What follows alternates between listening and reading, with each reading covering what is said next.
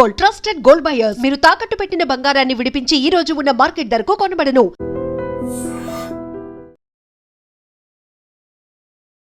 నమస్తే, welcome to I dream. నేను వలి. ప్రస్తుతం నాతో పాటు స్టూడియోలో ఉన్నారు మోటివేషనల్ స్పీకర్, లాంగ్వేజ్ ట్రైనర్ విజయ బంగారు గారు. మేడంతో మాట్లాడదాం. మేడం నమస్తే. నమస్తే మేడం, 2 ఏళ్ల క్రితం విజయారెడ్డి పిల్లలతో సహా చర్లపల్లి అక్కడ రైల్వే పట్టాల మీద ఆత్మహత్య చేసుకున్నటువంటి ఆ పరిస్థితి, ఆ దృశ్యం చూసిన వాళ్ళు రాష్ట్ర వ్యాప్తంగా కూడా చాలా బాధ కలిగించినటువంటి పరిస్థితి.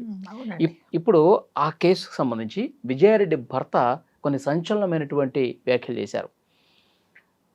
వాళ్ళ తల్లి, విజయారెడ్డి తల్లి, ఆ కుటుంబ సభ్యులు హెరాస్ చేయటం వల్లే వాళ్ళు చనిపోయి ఉంటారు. ఎందుకంటే ఇప్పుడు నన్ను హెరాస్ చేస్తూ ఉన్నారు, ఈ ఆస్తి అంతా ఎవరికి ఇస్తావు ఏంటి, నీకు ఎవరు లేరు కదా, దిక్కుముక్కు ఎవరు లేరు కదా అని చెప్పి ఆస్తి గురించి ఇప్పుడు నన్ను హెరాస్ చేస్తున్నారు, అంటే వాళ్ళు చనిపోవడానికి కూడా వాళ్ళే కారణం అని చెప్పి మాట్లాడుతున్న పరిస్థితి. ఎలా చూస్తారు? నిజంగా అంటే మనం ఇన్ని రోజులు మనకి క్లూ దొరకలేదు, అసలు ఎందుకు చనిపోయారో ఎవరికి తెలీదు. ఎటు చూసినా వాళ్ళ తల్లి ఏమో చాలా పాజిటివ్గా చెప్పింది, వాళ్ళ వదినాట ఈ అమ్మాయి పేరు టాటూ వేయించుకుంది. సో మనం అవన్నీ చూసి ఏమనుకున్నామంటే నిజంగా మరి అసలు ఈ అమ్మాయికి ఏం సమస్యలు, హస్బెండ్ చూస్తే అక్కడ ఉంటాడు, చాలా సంపాదిస్తున్నాడు, ప్లస్ ఈవిడ ఒక టీమ్ లీడరు, ఈవిడ బాగా డబ్బులు, ప్లస్ ఉన్నవాళ్లే, అసలు ఎందుకో ప్రాబ్లం వచ్చింది అనేది ఎవరికి తెలియలేదు.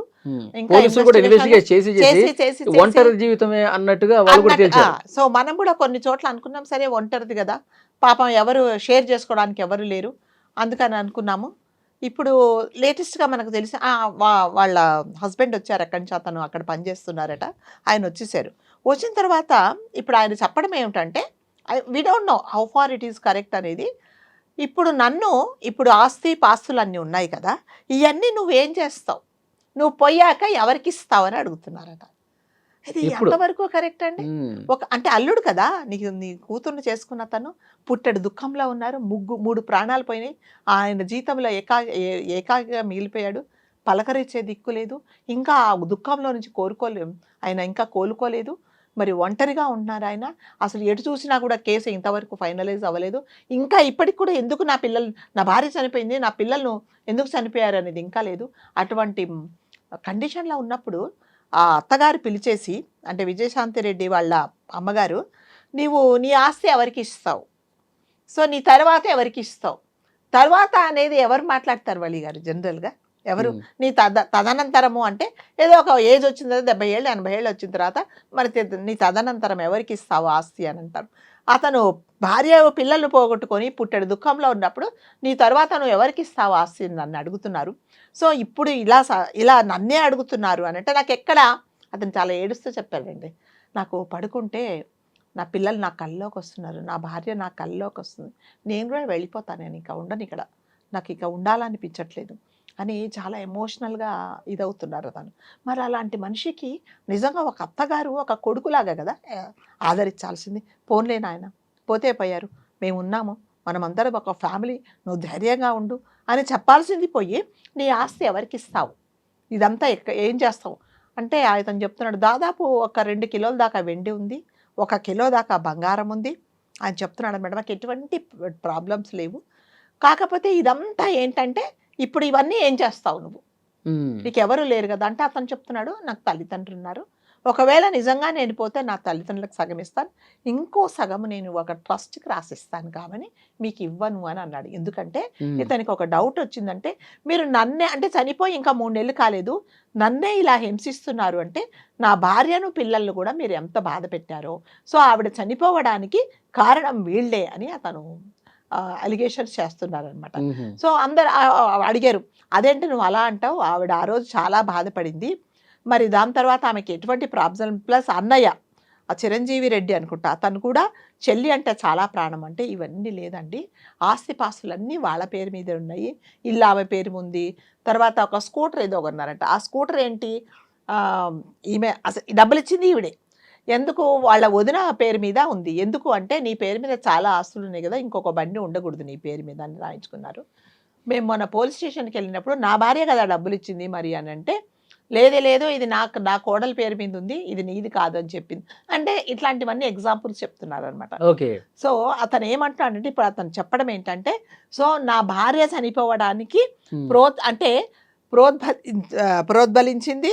తర్వాత నువ్వు అంటే నువ్వు ఇవన్నీ ప్రెషర్ పెట్టేసి నాకెందుకు ఈ బాధలు అని చెప్పేసి ఆమెను ఇండైరెక్ట్గా హింసించి తనకై తాను చనిపోయేలాగా తన పిల్లలను కూడా చనిపోయేలాగా చేశారు. కాబట్టి ఇదన్నీ మరి పోలీసులు ఇంత విచారించినప్పుడు ఇప్పుడు ఇతను అనుమానం వ్యక్తం చేస్తా ఉన్నాడు, వాళ్ళే ఇప్పుడే కదా అదే ఇప్పుడు ఇతను ఇంత అనుమానం వ్యక్తం చేస్తున్నాడంటే వాళ్ళు గతంలో విజయారెడ్డిని వాళ్ళ పిల్లల్ని ఇబ్బంది పెట్టినట్టుగా ఒక్క ఆధారం కూడా దొరకలేదుగా పోలీసులు. చెప్పలేదు కదండి. ఇప్పుడు ఎవరైతే చనిపోయారో ఆవిడ ఎక్కడ మా అన్నయ్య నన్ను ఇబ్బంది పెడుతున్నాడు కానీ మా అమ్మ నన్ను ఇబ్బంది పెడుతున్నాడు చెప్పలా. చెప్పనప్పుడు ఇప్పుడు వీళ్ళకి ఎక్కడి నుంచి డౌట్ వస్తుంది? ఎంతసేపు వచ్చి మనమందరం ఏమనుకున్నా అంటే మనం కూడా వీడియోస్ చేసాము. మనం ఏమనుకున్నా అంటే ఒంటరితనం భరించలేక తన బాధలు ఎవరికి చెప్పుకోలేక ప్లస్ టీమ్ లీడర్గా చాలా వర్క్ ప్రెషర్ ఉంటుంది, అందుకని చనిపోయిందే ఏమో అనుకున్నాం. కానీ విజయారెడ్డి వీళ్ళు బయట పెట్టకపోయినా ఏదైనా ఫోన్ లో గానీ ఏదన్నా ఏదో ఒక ఆధారం ఉంటది కదా. అదేనండి, ఆధారాలు దొరకాలంటే కూడా ఇంకా వాళ్ళకి ఇంకా టైం పడుతుందేమో, ఇంకా ఇన్వెస్టిగేషన్ చేస్తున్నారేమో. ఇతను చెప్పడం ఏంటంటే నాకు చాలా బాధగా ఉంది, నేను ఎప్పుడు ఏమైపోతానో తెలియట్లేదు, లేకపోతే నేనే సరిపోతానేమో నాకు తెలియట్లేదు, కాబట్టి మీరే నాకు న్యాయం చేయాలి. సో నా ఆస్తిపాస్తులు ఒకవేళ నిజంగా మీకు ఆస్తిపాస్తులు రావాలంటే నాతో మాట్లాడాల్సింది, నేను మీకు ఇచ్చేదాన్ని, ఎందుకు నా భార్యను పిల్లల్ని పొట్టన పెట్టుకున్నారు, ఒక తల్లిగా నువ్వు చేయడం ఇది ఎంతవరకు కరెక్ట్ అని అతను అడుగుతున్నారు. కాబట్టి ఇది నిజంగానే కరెక్ట్ అయితే పోలీసులు నిజంగా ఇది కూడా ఒక పాయింట్గా తీసుకొని ఆ దిశగా ఏమన్నా ఇన్వెస్టిగేట్ చేస్తే నిజంగా అది ప్రూవ్ అవుతుందేమో కూడా మనం పోలీసులను అప్రోచ్ అయ్యే అవకాశం ఉందా మేడం? అప్రోచ్ అవుతాననే చెప్తున్నాడు అతను. నేను చెప్తాను, నన్నే ఇంత హింసిస్తున్నారు వాళ్ళు, అంటే నేను ఇప్పుడు ఎవరైనా కదండి, అల్లుడు కదా, కూతురు పోయింది, పిల్లలు పోయారు, మరి అల్లుడు అంటే ఒక రకంగా మనం ఒక కొడుకులాగా చూస్తాం. మరి అంత మానసికంగా అంటే అదండి, నన్ను దిక్కు లేకున్నాను, ఇంట్లో ఒక్కడిని అయిపోయాను నేను అంటే. ఇప్పుడు జనరల్గా అత్తగారు ఏం చేస్తుందంటే మామూలుగా కూడా అతను బావమరిది కూడా చెల్లెలు పోయింది, పిల్లలు పోయారు, కాబట్టి మీరు ఒక్కరు ఉండకండి, ఎందుకంటే మానసిక పరిస్థితి బాగోదు, మనం అందరం కలిసి ఉందాము, కాబట్టి నువ్వు ఎటువంటి నిర్ణయం తీసుకుంటావో అంటే మెంటల్గా చాలా వీక్ అయిపోతారు, కాబట్టి నాతో పాటు ఉండు అని జనరల్గా ఇంకా అతన్ని కాపాడుకునే ఉండాలి. కానీ ఇప్పుడు ఏం చేస్తున్నట్టే అతను ఇండైరెక్ట్గా నువ్వు ఎప్పుడు పోతావు, మరి ఇంత డబ్బులు, ఇంత బంగారం, ఇంత వెండి, ఆవిడ వస్తువులు, ఇవన్నీ ఏం చేస్తావు నువ్వు, కాబట్టి నువ్వు మాకే ఇచ్చేసేయి అని అతన్ని హరాస్ చేస్తున్నారన్న తన అలిగేషన్. అంటే ఇప్పుడు మనం కూడా ఎందుకు దీని గురించి మాట్లాడుకుంటున్నామంటే, మామూలుగా అయితే ఇప్పుడు తల్లి అయితే మళ్ళీ చెప్తున్నాడు కొడుకు లాగా చూసి అతన్ని దగ్గరకు తీసుకోవాల్సింది. ఇప్పుడు వీళ్ళందరూ ఒక వీళ్ళు అయిపోయారు, తను ఒక్కడు ఒంటరి వాడైపోయాడు. కాబట్టి ఈ దశగా కూడా ఒకవేళ ఇన్వెస్టిగేట్ చేస్తే ఏమన్నా పాయింట్స్ దొరుకుతాయేమో, అంతే కదా. ఇప్పుడు ఇతను చెప్తున్నాడు అనమాట, ఒకవేళ నేను చనిపోతే, నువ్వు చనిపోతే ఏం చేస్తావని నన్ను అడుగుతున్నారు. ఇప్పుడు నేను చనిపోతానండి, ఎవరైనా చనిపోతారు, నిజంగా ఈ డిప్రెషన్లో చనిపోతానేమో, నా పిల్లలు నన్ను నానా వచ్చేయని పిలుస్తున్నారు అని చెప్తున్నాడు అతను. ఎంత మంచి ఉద్యోగం చేసుకుంటే నిజంగా పేషెంట్ లాగా అయిపోయాడండి, చాలా ఎమోషనల్ అయిపోయి ఏడ్చేస్తున్నాడు అతను. నేనేం చేయాలో నాకు దిక్కు తెలియట్లేదు, తర్వాత నేను ఇక్కడ లేను కాబట్టి అసలు వీళ్ళ మధ్యలో ఏం జరిగిందో నాకు తెలీదు, నా భార్య ఎప్పుడు నాతో ఏమి షేర్ చేసుకునేది కాదు, ఎందుకు షేర్ చేసుకునేది కాదు అంటే, ఒకవేళ ఏదైనా చెప్పి అల్లుడు గారు మళ్ళీ ఒకవేళ వీళ్ళని అడిగితే, ఎందుకంటే కంప్లీట్లీ ఈ ఫ్యామిలీని అంతా వీళ్ళ అత్తగారే చూస్తుంది, వీళ్ళ అమ్మగారే చూస్తుంది, ఏమాత్రమైనా కూడా మళ్ళీ నాకు కూడా ఒక పెద్ద దిక్కు ఉండదు కదా అన్న ఉద్దేశంతో ఆమె తల్లి ఏం చేసినా, అన్నయ్య ఏం చేసినా కూడా ఏమీ చెప్పలేదు.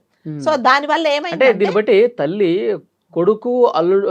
కొడుకును కోడల పక్షాన ఎక్కువ ఉందని భావించాలి. అంతే అదే కదా ఇప్పుడు జరుగుతుంది కూడా అదే. ఇప్పుడు డబ్బులు మాకు ఇచ్చేసేయి, నువ్వేం చేస్తావు, ఎవరికి ఇవ్వాలి, ఈవిడికి 60 ఏళ్ళు 70 ఏళ్ళు ఉంటాయి, ఆవిడ నాకు అదేంటి కొడుకు కోడలకు రాసేసేయని చెప్తుందట. సో కాబట్టి అతను ఏమంటున్నా అంటే, నాకు నిజంగా చాలా హరాస్మెంట్ ఉన్నది, దయచేసి నాకు న్యాయం చేయండి, నేను ఏం చేయలేను ఇంతకంటే, నేను కూడా ఏమైనా చనిపోతానేమో, నేను ఏమన్నా అయిపోతానేమో, కాబట్టి నా నిర్ణయం ఏంటంటే నా ఆస్తిపాస్తులంతా మా వాళ్ళకి ఇచ్చుకుంటాను, మిగతా సగం నేను ఒక చారిటీకి ఇస్తానని చెప్తున్నాడు అతను.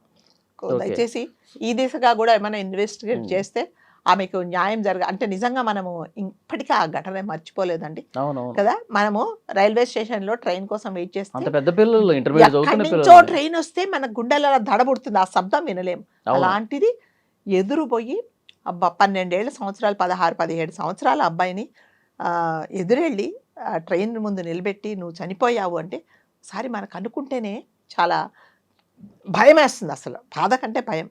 మరి అలాంటిది కుటుంబం మొత్తం పోయిందంటే వీళ్ళు ఏ రకంగా ఈ అమ్మాయిని హింసించుంటారు, తను పాపం చేసుకోలేక. అందుకనే వల్లి గారు ఏదైనా సరే మనం ఎవరితోనూ షేర్ చేసుకుంటే మనకు కొంచెం బాధ తగ్గుతుంది. కాకపోతే కండిషన్ ఏంటంటే మనం షేర్ చేసుకునే వ్యక్తి మనతో మనం షేర్ చేసుకుంటే అతను నిజంగా కడుపులో పెట్టుకుంటాడా, పక్కకెళ్ళి ఇంకో కలర్ లేసి చెప్తాడా అనేది, అది మళ్ళీ మనకు మంచి వాళ్ళు దొరకడం కూడా అదృష్టం అవును అవును కదా. ఇప్పుడు ఆమెకి ఎవరు లేకపోయారు ఆఫీస్లో. అంటే జనరల్గా ఆఫీస్లో ఏంటంటే మనం హాయ్ బాయ్లోనే ఉంటాం. మన పర్సనల్ షేర్ చేసుకోవాలి, వలి గారు నాకు చెప్పాలి, నేను వలి గారికి చెప్పాలంటే we should have that intimacy. Otherwise మనం షేర్ చేసుకోలేం. మరి ఆమెకి ఎవరు లేకపోయారు. పిల్లలకు చెప్తే చిన్న పిల్లలు వాళ్ళు ఏం అర్థం చేసుకుంటారని చెప్పేసి ఆ నిర్ణయం తీసుకుందండి. కాబట్టి దయచేసి ఈమె ఒకవేళ ఇతను చెప్పింది కరెక్ట్ అయితే పోలీస్ వాళ్ళు ఈ దశగా కూడా ఏమైనా ఇన్వెస్టిగేట్ చేస్తే కనీసం వాళ్ళ ఆత్మలన్నా Yeah. శాంతపడతాయి. చూద్దాం మేడం, ఆ చూద్దాం. రకంగా విచారణ జరగాలి, జరగాలని వాస్తవాలు కోరుకుందాం. వెలుగులోకి రావాలని కోరుకుందాం. Thank you. Thank you.